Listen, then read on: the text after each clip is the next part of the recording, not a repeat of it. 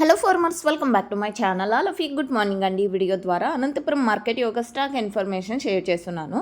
So ముందుగా ఈరోజు date వచ్చేసి 28వ తేదీ అండ్ డిసెంబర్ నెల 2025 సంవత్సరం. ఇక ఈరోజు అనంతపురం టొమాటో మార్కెట్ స్టాక్ తీసుకుంటే కనుక నిన్న మొన్నటి మీద తీసుకుంటే కొంచెం పెరిగింది అని చెప్పొచ్చండి. సో అండ్ తర్వాత తీసుకుంటే కనుక రీజన్ ఏమి అనుకుంటే కనుక ఇతర మార్కెట్కి వెళ్తున్నటువంటి స్టాక్ ఏమైనా వచ్చి ఉండొచ్చు అని నేను అనుకుంటున్నాను. సో ఇంతే రీజను.